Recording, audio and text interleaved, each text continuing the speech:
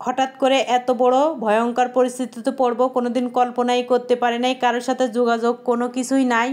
আসসালামু আলাইকুম। কারোর সাথে যোগাযোগ নাই। সবাই কেমন আছেন? আশা করি নিশ্চিত ভালো আছেন, সুস্থ আছেন। নেটের কোনো যোগাযোগ নাই, এই জন্য কারোর সাথে আসলে ফোনের মাধ্যমে কিন্তু সবার সাথে সবার একটা কথাবার্তা চলে, কিন্তু সেই কথাবার্তা কিন্তু এখন আর হচ্ছে না, কারণ নেট বন্ধ। যাই হোক, এখানে কথা বলতে বলতে আদা রসুন আর কিছু পটল আমি ছুলে নিব। আর ঘরে কোনো বাজার সদাই নাই, আর এই অবস্থায় বাইরে যাওয়া যাচ্ছে না, যেহেতু বাইরে কারপোজারি করছে, এই জন্য তাই এখানে ঘরের ভিতরে যাই আছে তাই দিয়ে রান্না করতেছি। আর এখানে কিছু মাছ আমি এই যে কার্পো মাছ বের করি কেটে ভেজে নিব। হালকা করে হলুদ মরিচ মেখে নিয়েছি আর একটু তেলের ভিতরে ভেজে তারপরে উঠিয়ে নিব। আজকের ভিডিওটা কিনা কোন জায়গা থেকে দেখতেছেন অবশ্যই কমেন্টে জানাবেন। ভালো লাগলে একটা লাইক দিবেন, পেজটাকে ফলো করবেন আর চ্যানেলটাকে সাবস্ক্রাইব করতে ভুলবেন না।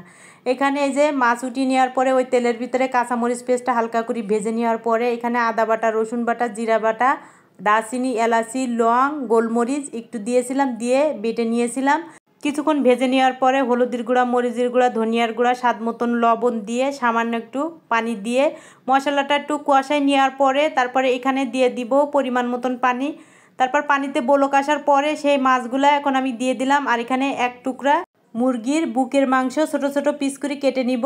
আর এই তো মাছগুলা ভুনা হয়ে গিয়েছে, নামিয়ে নিয়েছি। একটা কড়াই বসাই দিয়ে জিরা দিয়ে দিলাম, তারপরে কাঁচামরিচ পেঁয়াজটা ভেজে নেওয়ার পরে আদা বাটা, রসুন বাটা, জিরা বাটা দিয়ে একটু কষাই নেওয়ার পরে এখানে যে মুরগির মাংসটা দিয়ে এখানে একটু কষাই নিব।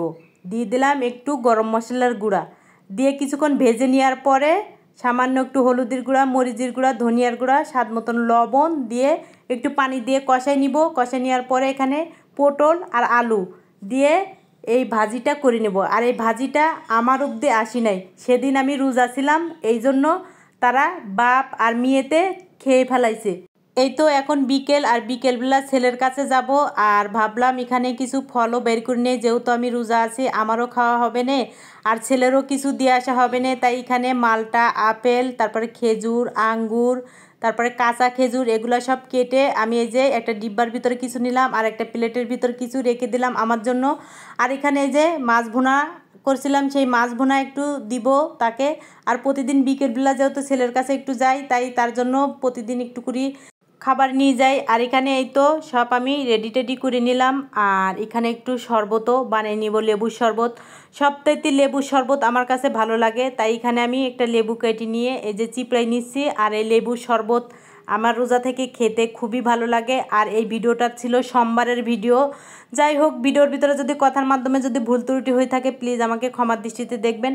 আর পুরো ভিডিওটা দেখার জন্য অসংখ্য ধন্যবাদ। এখানে যে কুশলির গুড় আমি মিশিয়ে নিলাম, 1 গ্লাস আমার জন্য আর 1 বোতল ছেলের জন্য নিয়ে যাবো, আমার ছেলে খুব পছন্দ করে। আল্লাহ হাফেজ।